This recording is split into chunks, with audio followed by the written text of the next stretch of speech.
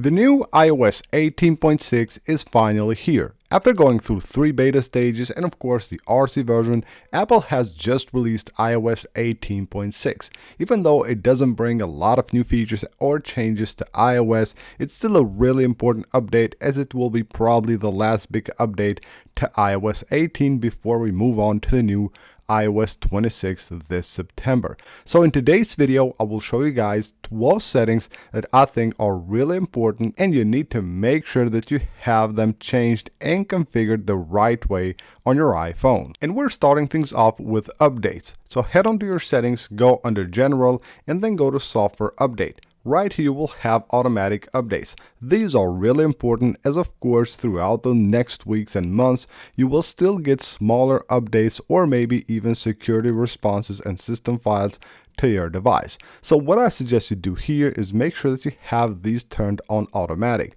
So every time like a minor update gets released for your device, you will have them automatically installed on your iPhone. Now, of course, these smaller updates won't bring any big new features or changes, but they will bring really important security fixes and improvements to your device. So you will need to make sure that you always install them on your iPhone. So make sure you have iOS updates, security responses enabled for automatic downloads. Another setting you should look at after you have updated to iOS 18.6 is the Apple Intelligence button that you use to turn it on or off.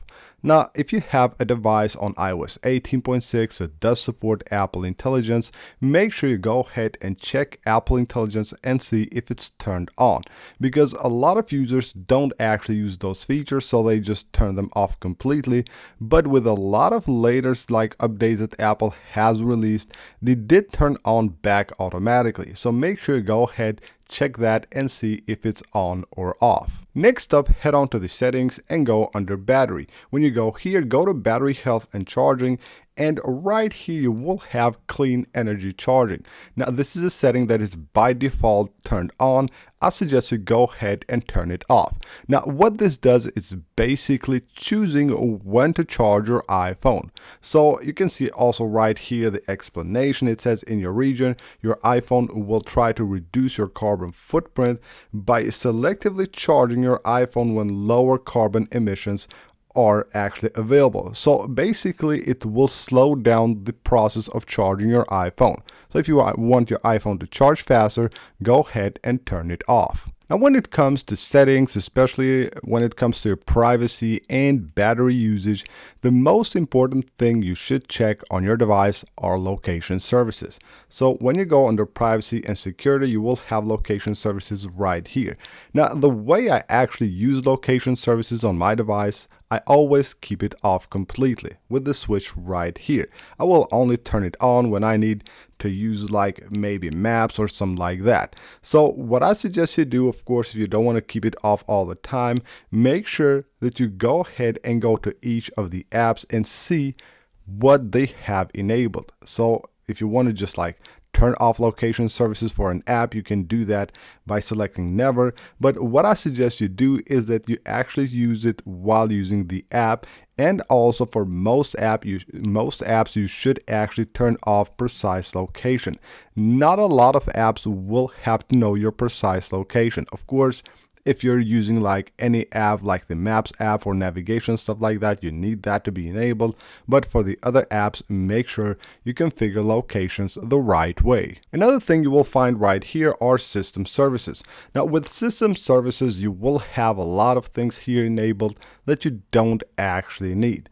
So when you go here, you will have things like alerts and shortcuts automations, things like right here setting a time zone, and also things like system customizations that you don't actually need to have enabled. You can just go ahead and turn these off from here.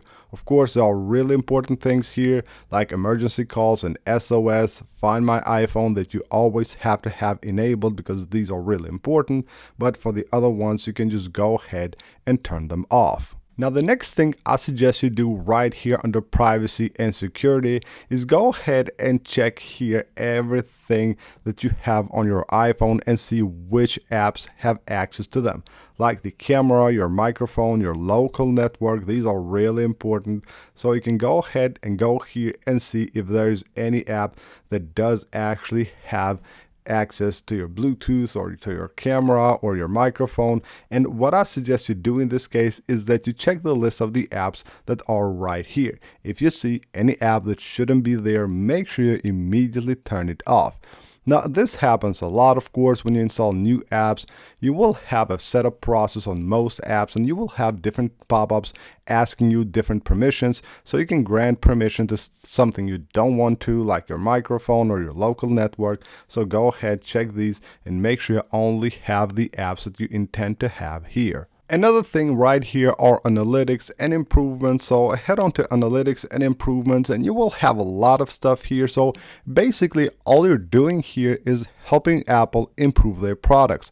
But these of course will consume battery as they are always collecting data working in the background, like share iPhone analytics. You can disable that, the iCloud as well, improve Siri and dictation, turn that off as well, improve AR, and then improve assistive voice features. All of these can be turned off from here and it will save you a ton of battery. You don't need to have these enabled. Go ahead and turn them off completely. Next up, head on under Face ID and passcode. And here are some really important security settings that a lot of people will just neglect, but they're really important. Just scroll all the way down here and you will have a list of things that someone can have access to on your device, even though your device might be locked with Face ID or a passcode.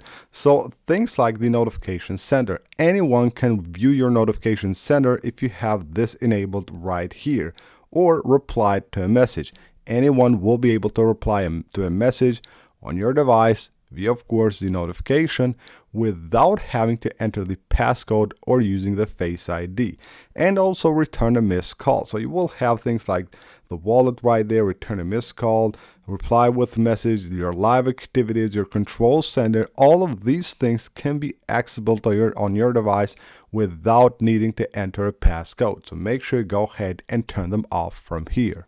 Next up, head on to settings, go under sounds and haptics. Right here, all you have to do is just scroll down and you will have here volume limit. Now this one is for the built-in speakers of your iPhone, not the headphones, and enable it right here. Once you do, you will see this slider that allows you to set a limit for the volume that can be used on your speakers. Well, I suggest you do this. If you don't want to turn it down a lot, at least turn it at 80 or 90%, which means that no one will be able to turn up the volume of your device to 100%. As you probably know, doing that for a long time will most likely damage the speakers of your iPhone. So make sure you have the maximum volume enabled right here and set the limit to 80 or 90%. Next up, we're moving under apps here. So go to apps and go to App Store and you will have here the automatic download section. Now, I really prefer to have automatic updates enabled just because I don't want to bother with a lot of apps trying to update them manually every time there's a new update and having to check the App Store for new app updates. But that, of course, will consume battery, will also consume a lot of data.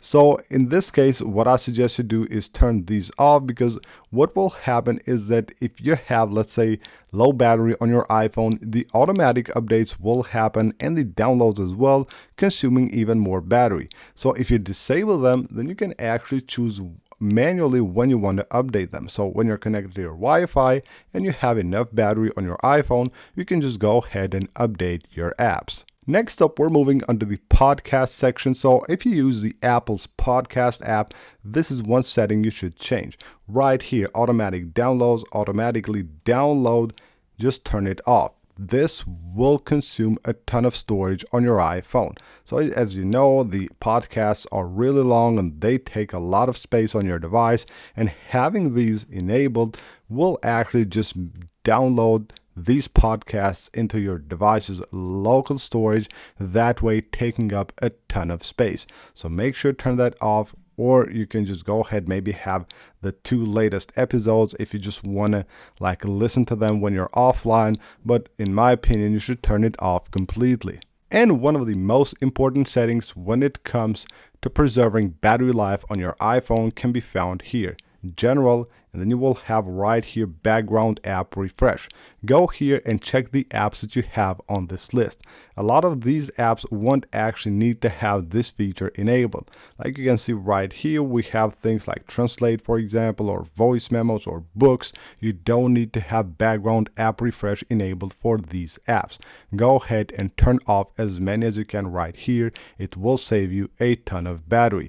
So that is it for this video, guys. These are 12 settings that I believe you should change and turn off on your device running the new iOS 18.6. So I hope you guys enjoyed the video and found it helpful. If you did, smash that like button and subscribe for more.